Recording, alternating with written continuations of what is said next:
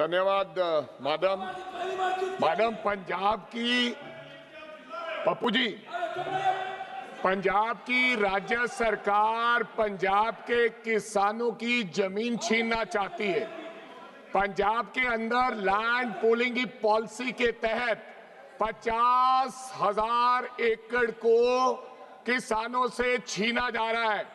आज पूरे पंजाब में पंजाब के किसान प्रदर्शन कर रहे हैं।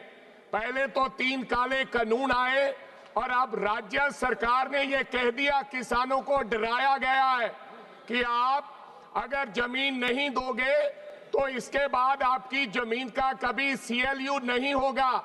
1 एकड़ लेकर उनको 1000 गज का रहायशी प्लॉट दिया जा रहा है और 200 गज का कमर्शियल। किसान जमीन देना नहीं चाहता। किसान चाहता है कि हमारी मर्जी के बिना हमारी जमीन छीनी ना जाए। भूमि अधिग्रहण कानून डॉक्टर मनमोहन सिंह जी लेकर आए थे। उस कानून के तहत मैं चाहूंगा कि केंद्र की सरकार इंटरफेरेंस करे और किसान की जमीन छीन देना। अध्यक्ष महोदया, मैं आपको धन्यवाद व्यक्त करना चाहूंगी और यहाँ पे रेल मंत्री भी उपस्थित है, तो मैं आपके माध्यम से उनको कहना चाहूंगी कि मुंबई शहर में अगर हम बात करें ट्रांसपोर्ट की, तो सबसे ज़्यादा ट्रांसपोर्ट अगर कोई इस्तेमाल होता है तो रेल का इस्तेमाल होता है। मुंबई में लगभग 70 लाख लोग हैं वो रेल से ट्रैवल करते हैं। और मैं उनको मालूमात देना चाहती हूँ, जनवरी 2015 से लेकर मई 2025 तक में 10 सालों में रेलवे की दुर्घटना में जो है लगभग सम्मानीय अध्यक्ष महोदया 26,547 लोगों की उसमें मौत हो गई है, जिसमें से 14,175 लोग की मौत ये सिर्फ ट्रैक को पार करते हुए हुई है।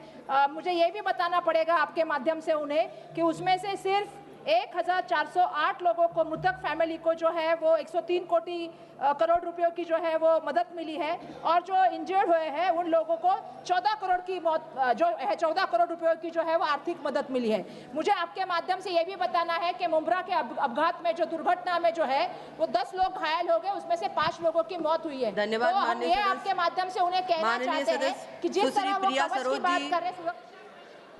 धन्यवाद अध्यक्ष महोदय, आपने मुझे मेरे संसदीय क्षेत्र भरतपुर की जो मेन समस्या है पानी की ओर आकर्षित करना चाहूँगी।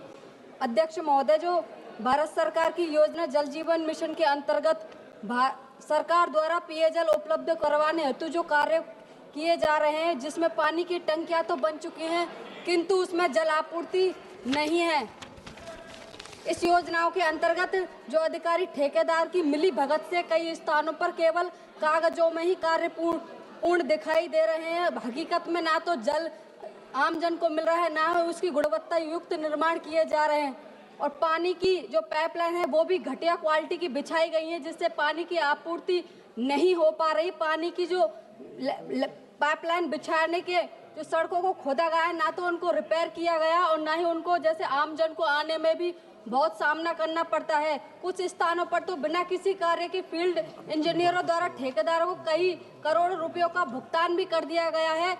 इस भ्रष्टाचार के बारे में मैं दिशा की मीटिंग में भी अधिकारियों को जवाब मांगा गया, पर मुझे आज तक कोई संतोषजनक कोई जवाब नहीं मिला गया है और उनके खिलाफ कोई आज तक कोई कार्रवाई की गई है। मेरी सरकार से मांग है अध्यक्ष महोदय कि जल जीवन मिशन के अंतर्गत किए गए कार्यों की उच्च स्तरीय जांच की जाए और जो दोषी ठेकेदार हैं उनके विरुद्ध कड़ी से कड़ी कार्रवाई की जाए। इस प्रकार की लापरवाही द्वारा भविष्य में मनोज कुमार जी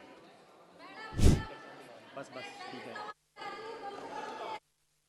माइक दिया जाए मैडम, माइक। महोदय, आपको बहुत बहुत मैं धन्यवाद देना चाहता हूं और एक अति महत्व जो प्रश्न है उसको आपके माध्यम से सरकार से मैं निवेदन करना चाहूँगा, पूछना चाहूँगा। ये जो सवाल है, प्रधानमंत्री पोषण योजना के अंतर्गत 2,45,000 रसोइयाँ जो बिहार में काम कर रही हैं उनका रिलेटेड है। महोदया, आपको बताना चाहता हूं कि 6 से 7 घंटा सभी रसोइयों से स्कूल में काम करवाया जाता है। इवन रविवार को भी, संडे को भी छुट्टी में भी बुला करके काम कराया जाता है, लेकिन इनकी सैलरी जो है केंद्र सरकार से 1000 मिलता है और स्टेट गवर्नमेंट जो बिहार सरकार है वो 650, सब मिलाकर के 1650 रुपया दिया जाता है। महोदया, मैं आपके माध्यम से निवेदन करना चाहूंगा कि इनकी न्यूनतम सैलरी 10,000 मिलना चाहिए, 65 साल का इनका नौकरी क्लियर होना चाहिए, उसके बाद 12 महीना 10 ही महीना का इनका सैलरी मिलता है 1650 रुपया। Ma'am, on 25th July, ma'am, on 25th July, 2 nuns from Kerala, Sister Preeti Mary and Sister Vandana Francis, were wrongfully arrested in Chhattisgarh Durg railway station. Ma'am, these nuns have been doing exemplary work in terms of education, in terms of healthcare, but the Bajrang Dal workers have made pressure on the government and jailed them for the last 6 days. These nuns have been since false accusations have been made, cases have made wrongfully on the basis of